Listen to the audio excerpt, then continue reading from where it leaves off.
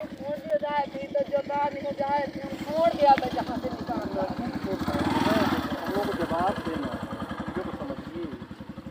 आरजेवी live में आप सभी का स्वागत है।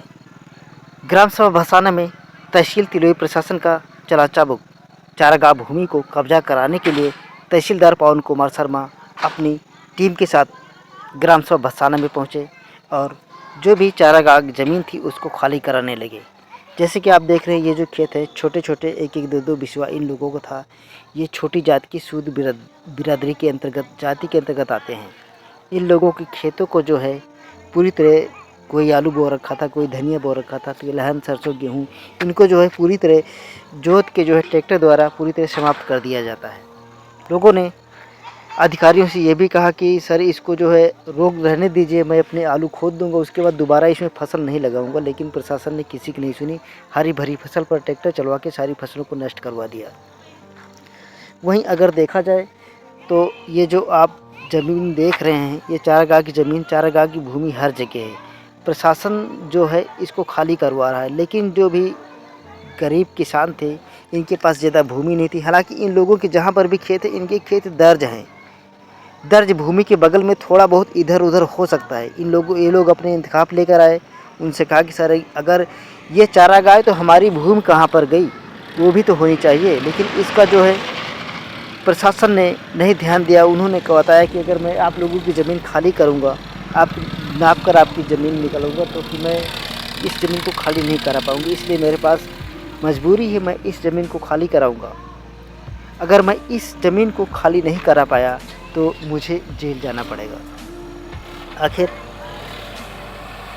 तहसील तिलोई प्रशासन को किसका है, कौन भेज सकता है उन्हें जेल। ये जो आप गेहूं की फसलें देख रही हैं, ये मात्र 1 महीने बाद ये फसलें पक जाएंगी। जिन फसलों पे ट्रैक्टर चलवाया जा रहा है, ये जहाँ से ट्रैक्टर चल रहा है, ये इधर की जो ज़मीन है ये चारागाह में है, बाकी उस तरफ की ज़मीन जो है खेत है।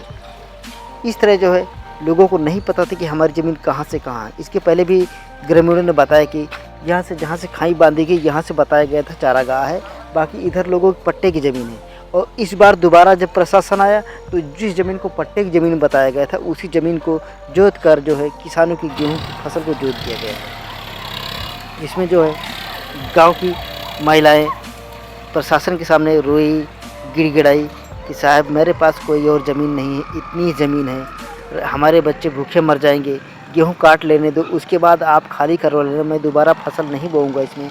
लेकिन प्रशासन ने नहीं सुना। उन्होंने यही जवाब दिया कि अगर मैं इस ज़मीन को खाली नहीं कराया तो मुझे भी जेल जाना पड़ सकता है।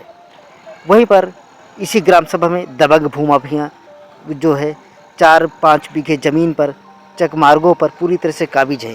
क्या तहसील प्रशासन इन दबंग भूमाफियों के चारागाह भूमि को भी खाली करा पाएगा, या फिर ये जो छोटे बड़े किसान हैं, गरीब किसान हैं, सिर्फ उनकी ही भूमि पर चलेगा बुलडोज़र, या उनकी ही भूमि को खाली कराया जाएगा। अब देखना है आगे क्या होता है। ऐसी खबरों से अपडेट रहने के लिए जुड़े रहें हमारे साथ।